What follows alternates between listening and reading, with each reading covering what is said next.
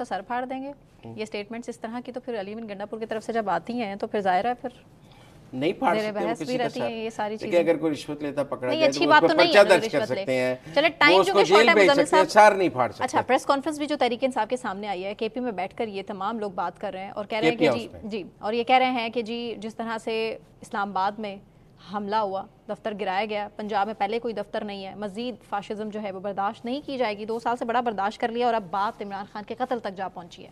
कितनी सदाकत। अच्छा, वैसे मैं दफ्तर में अगर कोई नजायज तजावजात थी, वो कह रहे हैं 2019 से नोटिस दिए जा रहे थे और अगर आपने 2 मंजिलें बगैर इजाज़त के बनाई हुई थी तो एक सियासी जमात को गैर कानूनी काम नहीं करना चाहिए। ये एक ही सियासी जमात आजकल टारगेट पे है, मुज़म्मिल साहब, बाकी सियासी जमातों के साथ कुछ नजर नहीं आता। बाकियों के दफातर बता देना, आप किसी ने ऐसे दफातर बनाए हो। आप मेरी बात सुनो, अब मैं बताता हूँ आपको। इमरान खान के दौर में नवाज शरीफ के घर बुलडोजर बेच के घर गिराया गया 2019 में। घर जी कितना? देखें, जब आप पूरा तो उनके सेक्रेटरी दीवारें गिराई, चीजें गिराई, दरवाजे गिराए, तो पूरा दफ्तर गिरा दिया ना। एक मेरी बात, दफ्तर में क्या था? इसाक डार के घर आपने कुत्ते सुला दिए। आप मेरी बात सुनिए, वो तो नीलाम कर दिया था ना। खोखरों के घर आपने बुलडोजर भेज दिए। मुस्लिम लीग नून के कई रहनुमाओं के डेरे आपने गिरा दिए। बदला ले रही है हुकूमत? नहीं, मैं ये कह रहा हूँ, देखें फिर लोग कहते हैं बदला नहीं है, मुकाफात अमल है। आप फर्क समझे, बदला नहीं है। ऐसे ही नहीं बुजुर्ग कह गए कि जो बीजेंगे वही काटेंगे, as you sow shall you reap. सवाल ये है कि ये रस्म आपने जो शुरू की, वो रस्म देखे ना, उसके बाद इदारों को कल आपने इदारों को भेजा कि जाके नवाज शरीफ का घर गिरा दें, साग डार के घर पे कब्जा कर लें, खोखरों का गेट गिरा दें, जवेद लतीफ़ का घर गिरा दें, राना सनाउल्लाह के घर पे बुलडोज़र चला दें।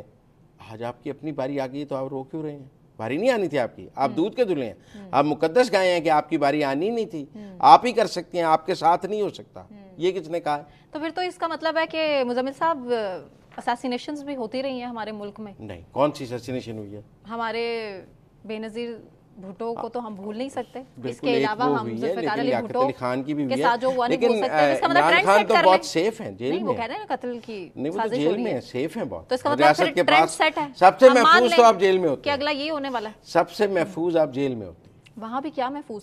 एक कैदी दूसरे कैदी को जान से मार देता है, कहाँ महफूज? इमरान खान से तो कोई कैदी मिल ही नहीं सकता है, वो तो 7 कमरों में अकेले रह रहे हैं। अडयाला जेल में वहाँ होते हैं 2 कैदियों की आपस में लड़ाई में कत्ल हो गया ना, ये कैदी। नहीं, वो तब जब एक सेल में 50-50, 60-60 कैदी रह रहे होते हैं। तो बाकी पुलिस वाले कहाँ होते हैं जब लड़ाई हो रही होती है? जब आप 60 लोग इकट्ठे बंद कर देते हैं तो ताला लगा देते हैं ना, तो रात को आपस में लड़ पड़े।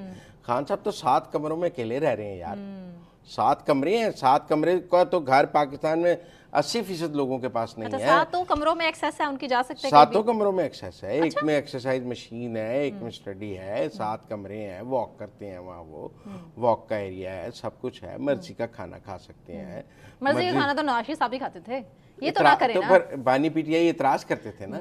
मैं वो क्लिप आपको सुनवाना नहीं चाहता, मैं वो क्लिप आपको सुनवाना नहीं चाहता। आपकी दिल आजारी होगी, आपकी दिल आजारी होगी कि मेरा मतलब है कि ये अगर घर से खाना खाएंगे तो जेल जाना के ना सहूलत ऐसी की होनी चाहिए ना ही वहाँ पर खाना होना चाहिए। ये उनकी स्टेटमेंट थी ना। हाँ जी, तो वो कह रहे हैं ना, वो तो खुद कहते हैं कि मैं तो नहीं चाह रहा। अच्छा, पहले उन्होंने कहा कि पहले बुशरा बीबी ने कहा कि मुझे हार्पिक के 3 कतरे दिए, नहीं दिए, सारे टेस्ट हुए, क्लियर आए। अब मेरी बात सुनिए, उन्होंने अपने सारे टेस्ट करा लिए, कुछ नहीं आया ना। देखिए, मैं समझता हूँ कि हर 15 दिन महीने बाद एक वफाकी हुकूमत को दबाव में लाने के लिए ये एक किया जाता है। अब देखें ना, उन्होंने कहा कत्ल की साजिश है, तो उस्मा बुखारी ने आज क्या कहा है वो शॉर्ट जरा सुनवा देना। जो आज के पंजाब की काबीना ने भी एक्शन जेल में जो मुलाकातें हुई हैं, हमारे बुखारी साहबा जो कह रही हैं कि पाबंदियां किस पर लगेंगी, तहकीकात किसकी होगी, उस हवाले से आपको सुनवाते हैं। कैबिनेट ने उनके खिलाफ जो है प्रोसीडिंग्स को शुरू करने की मंजूरी दी है। अब ये महकमा दाखिला और ये तमाम लोग जो है वो बैठकर इसके ऊपर पटिशन जो है वो एप्लीकेशन जो है वो कौन सी होगी, किन दफात के तहत होगी, उसके अंदर क्या कहा जाएगा, ये इंशाल्लाह जैसे ही ये फॉर्मुलेट हो जाएगी तो आपको बता दूंगी। पहले मुश्किलात कम है। कितना अहम मामला है कि पंजाब काबीना के इजलास में डिस्कस हुआ है। हाँ जी, कि बानी पीटीआई के जो मुलाकातों के बाद गुफ्तगू होती है और वो रियासती इदारों के खिलाफ, तो उसके ऊपर कैसे एक और मुकदमा बानी पीटीआई इतना सीरियस क्यों लेती है बानी पीटीआई को? ना ले, नहीं लेना चाहिए, नहीं लेना चाहिए। वो तो कहते हैं कि मुल्क आगे बढ़ रहा है, तरक्की कर रहा है मुल्क, बिल्कुल ठीक है मशहद। तो अगर मुल्क आगे बढ़ रहा हो, अगर मुल्क आगे बढ़ रहा हो तो किसी को कानून तोड़ने की खुली इजाजत दे देनी चाहिए कि चूंकि मुल्क आगे बढ़ रहा है लिहाजा आपको कानून तोड़ने की, रियासती इदारों को गालियां देने की, झूठे इल्जाम लगाने की खुली इजाजत है, क्योंकि मुल्क आगे बढ़ रहा है तो कानून खत्म कर दें। ऑपोजिशन तो यही करती है ना।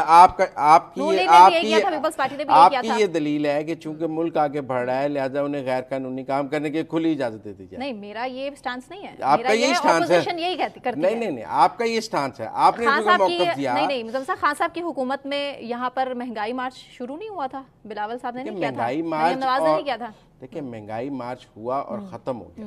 ये मैंडेट चोरी के खिलाफ आवाज उठा रहे हैं। किसी ने 129 दिन के लिए मुल्क मफलूज नहीं किया, किसी ने कोई गमला नहीं तोड़ा, किसी ने किसी का सर नहीं फाड़ा, किसी ने कोरकमंडल हाउस को आग नहीं लगाई। वो आप मेरी बात समझे, फर्क करें ना दोनों चीजों में। लेकिन बहरहाल मैं समझता हूँ कि ये को हालात अच्छी तरफ नहीं जा रहे, हम इसको पॉजिटिव नहीं समझ सकते। अगर जाहिर है अगर वो इतनी बड़ी बात कर रहे हैं कि बात की स्टेटमेंट भी पॉजिटिव नहीं है और ये भी इल्जामात भी पॉजिटिव नहीं है, ये दोनों चीजें ठीक नहीं है। और अल्लाह गंडापुर साहब को हिदायत दे, वो पाकिस्तान के लिए मुस्बत हो, वो पाकिस्तान को कमजोर करने का बायस ना बने, अल्लाह उनको हिदायत दे, यही कहा